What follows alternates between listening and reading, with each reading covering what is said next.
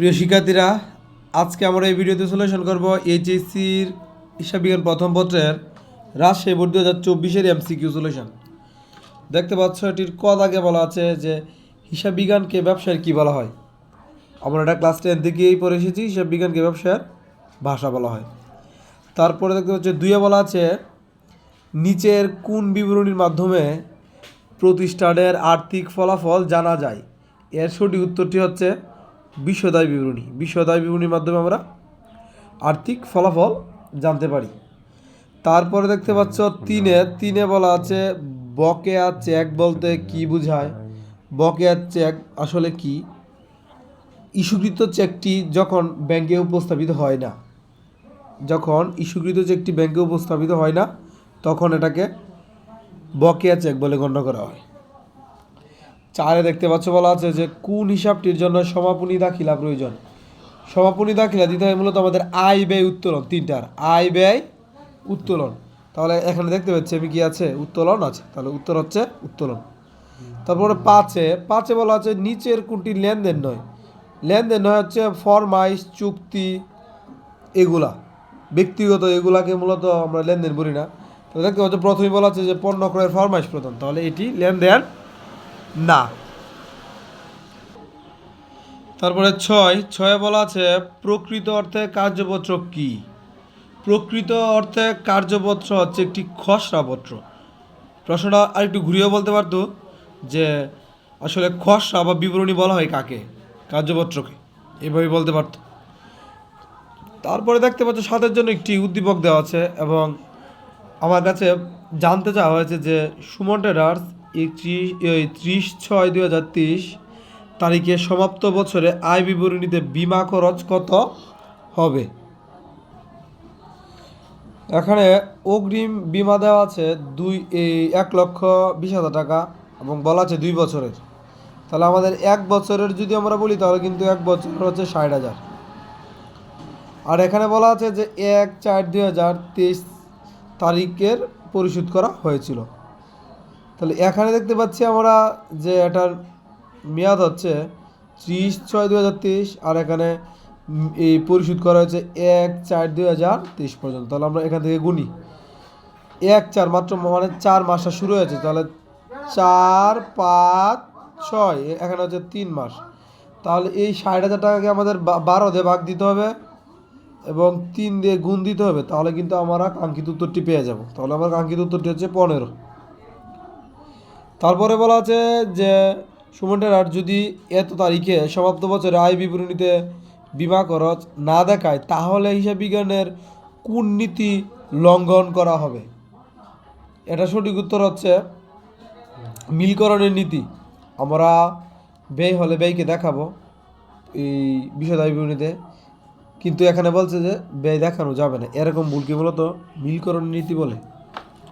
তারপরে দেখতে পাচ্ছি 9 বলা আছে হিসাব চক্রের কোন ধাপে লেনদেন শনাক্ত করা হয়। হিসাবে কি চক্র আছে, টোটাল 10টি এই দফা থাকে এখানে, আর তারা বলে যে হিসাব চক্রের কোন ধাপে লেনদেন শনাক্ত করা হয়। তাহলে এটা হবে প্রথম ধাপে, প্রথমে আমাদের লেনদেন শনাক্ত করতে হবে। তারপরে দেখতে পাচ্ছ বিশাল একটি উদ্দীপক এবং এখানে বলা আছে যে উদ্দীপকে ব্যবহৃত জাবেদাটি কোন ধরনের জাবেদা।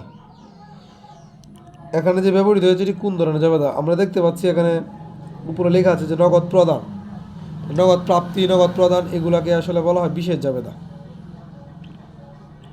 নগদ প্রাপ্তি বা প্রদানকে বলা হয় বিশেষ জাবেদা।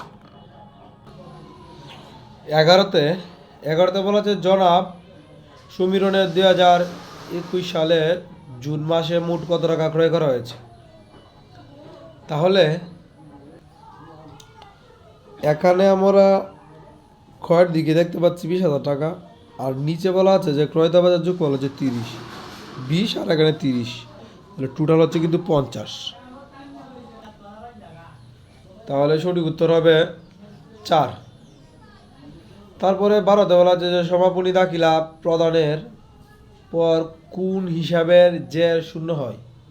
সমাপনী দাখিলা প্রদানের পর কোন হিসাবের জের শূন্য হয়।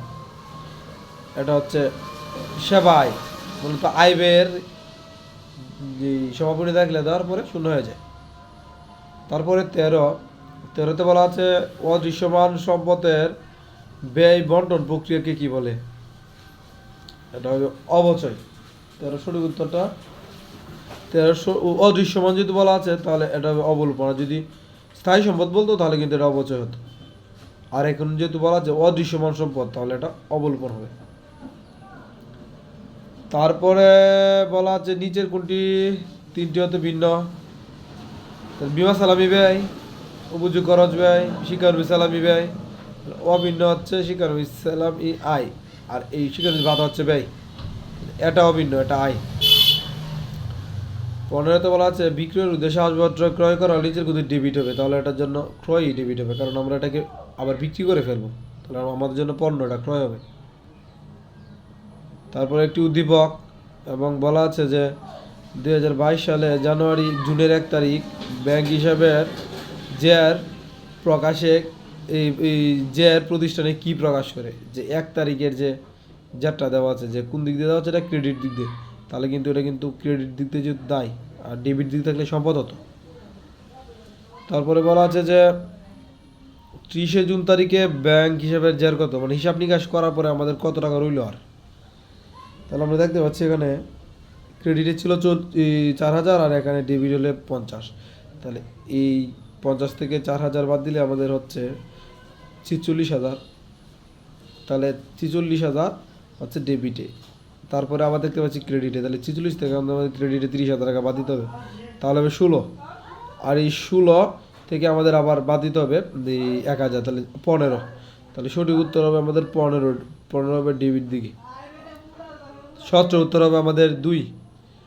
তারপরে নিচে বলা আছে যে অনুপার্জিত আয়ের সমন্বয় ধারা কি নির্দেশ করে? অনুপার্জিত আয় যদি আমরা সমন্বয় করি, এটা দ্বারা কি নির্দেশ করে? এটা হবে দায় হ্রাস ও আয় বৃদ্ধি, আর সঠিক উত্তরটা। তারপরে হচ্ছে 19 বলা আছে পাওনাদারকে দেয় মোট টাকা থেকে কিছু টাকা মওকুফ পাওয়া গেলে তাকে কি ধরনের বার্তা বলে? এটা খুবই সহজ, এটাকে প্রাপ্ত বার্তা বলে, যেহেতু বার্তাটা আমি পেয়েছি আমার জন্য প্রাপ্ত বার্তা হবে। 20 বলা আছে ব্যাংক সমন্বয় বিবরণীর মূল উদ্দেশ্য কি? কেন ব্যাংক সমন্বয় বিবরণী তৈরি করা হয়? তাহলে এটা বলতে পারবো নগদান বই ব্যাংক বিবরণীর মধ্যে যে ত্রুটি ও অসঙ্গিত শনাক্ত করার জন্য। তারপরে দেখতে পাচ্ছি 21 বলা আছে নিচের কোন লেনদেনটি প্রতিষ্ঠানের আর্থিক অবস্থার কাঠামোগত পরিবর্তন ঘটায়? তাহলে আমরা বলতে পারি যে এই 21 যে উত্তরটি, বাকিটাও আছে, বাকিটা দেখি। তাহলে সঠিক উত্তর হবে নগদের সম্পদ ক্রয়। নগদের সম্পদ ক্রয় প্রতিষ্ঠানের আর্থিক কাঠামোর পরিবর্তন ঘটাবে। তারপরে 22 বলা আছে নিচের কোনটি মুনাফা জাতীয় খরচের উদাহরণ? যেগুলো বারবার হবে সেগুলোকে বলবো আমরা মুনাফা জাতীয় ব্যয়। তাহলে মুনাফা জাতীয় ব্যয় হচ্ছে আমাদের বলতে পারি এখন যে মেশিনের রক্ষণাবেক্ষণ খরচ, এটা বারবার করার সম্ভাবনা আছে। তারপরে বলা আছে ব্যাংক সুদ মঞ্জুর করলো 500 টাকা এবং ব্যাংক চার্জ ধার্য করলো 500 টাকা। এর ফলে ব্যাংক বিবরণী ও নগদান বইয়ের উদ্বৃত্তের পার্থক্য কত হবে? এর পার্থক্য হবে 0 টাকা, কারণ একবার টাকা বেড়েছে আর একবার কমেছে। তারপরে বলা আছে নিচের কোনটি অপরিচালন খরচ বা অন্যান্য খরচে কি কথা? তাহলে হচ্ছে ঋণের সুদ। তারপরে বলা আছে বিপরীত ব্যয় হিসাব কোনটি বিপরীত ব্যয়? এখানে বিপরীত ব্যয় হচ্ছে আমাদের ক্রয় ফেরত। এখানে বিপরীত ব্যয় হচ্ছে আমাদের ক্রয় ফেরত, কারণ ক্রয় হচ্ছে একটি ব্যয়, এর বিপরীতে কাজ করেছে ক্রয় ফেরত। তারপরে 26 বলা আছে যে প্রদত্ত বার্তা হচ্ছে 550। প্রদত্ত বার্তা হিসাবে ক্রেডিট দিকে 450 টাকা লেখা হয়েছে। উক্ত ভুলের কারণে রেওয়া মিলে কত টাকার অমিল হবে? তাহলে আমরা বলতে পারি এর সঠিক উত্তর হবে এটা, কারণ লেখার উচিত ছিল ডেবিটে, আমরা লিখে দিয়েছি ক্রেডিটে, তাহলে এই দুটো যোগ করে যত পাবো সেটাই আমাদের উত্তর হবে। তারপরে 27 বলা আছে নিচের কোনটি নীতিগত ভুল? নীতিগত ভুল হলো মূলধন জাতীয় লেনদেনকে যদি আমরা ভুলে মুনাফা জাতীয়তে দেখাই বা মুনাফা জাতীয়টাকে আমরা মূলধন জাতীয়তে দেখাই, এটাকে বলা হয় নীতিগত ভুল। তাহলে সঠিক উত্তর হবে এটি। তারপরে বলা আছে অবচয় হলো, মানে অবচয় একটি কি? আমরা বলতে পারি অবচয় অনগদ লেনদেন, ব্যয় বন্টন প্রক্রিয়া এবং অদৃশ্যমান সবগুলোই। তাহলে উত্তর 4 হবে।